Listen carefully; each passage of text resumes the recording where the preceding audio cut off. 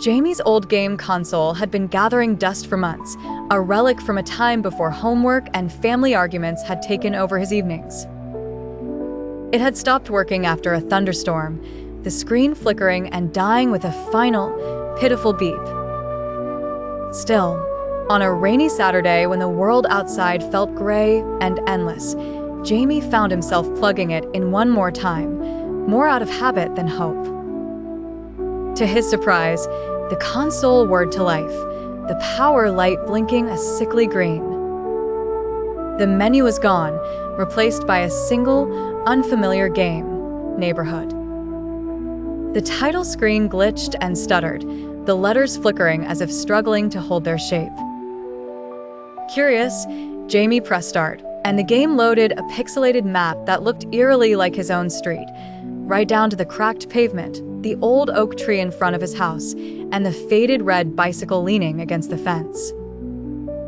The in-game character even wore the same blue hoodie Jamie had on. As he explored, Jamie realized the game was more than just a copy of his neighborhood. It was a living, breathing version, complete with digital versions of his neighbors, his friends, and even his dog, Max. The details were uncanny, right down to the way Mrs. Patel watered her garden every morning and the way the postman whistled as he walked.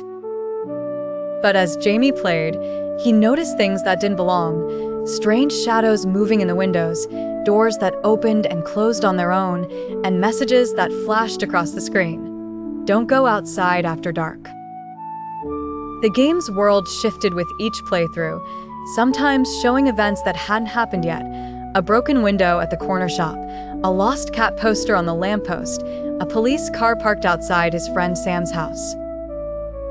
The more Jamie played, the more the line between the game and reality began to blur, the console's hum filling his room with a low, uneasy vibration. As days passed, Jamie became obsessed with the game, unable to resist the urge to see what would happen next. Each time he turned on the console, the game world had changed, reflecting new details from his real life. Arguments overheard through thin walls, secrets whispered in the dark, and, most disturbingly, accidents and incidents that hadn't yet occurred. One evening, the game showed a fire breaking out in the neighbor's shed, and the next day, Jamie watched in horror as smoke rose from the same spot in real life. He tried to warn his parents, but they dismissed his fears as coincidence, telling him to spend less time with those silly games. But Jamie knew better. The game began to show him things he didn't want to see. His best friend Sam crying alone in the park, his own family arguing in the kitchen, and, finally, a shadowy figure standing at his bedroom window, watching him play. The messages grew more urgent.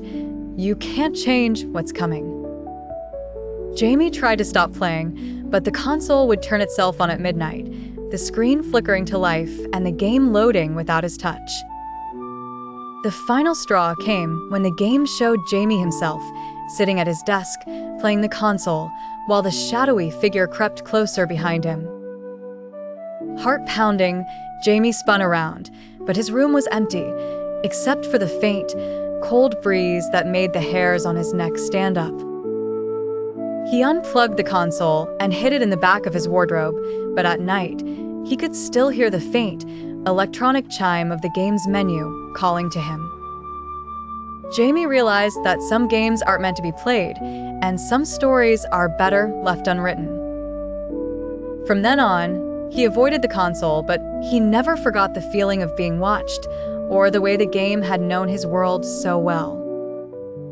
And sometimes, when the house was quiet and the rain tapped against the window, Jamie wondered if the game was still running somewhere, waiting for someone else to press start.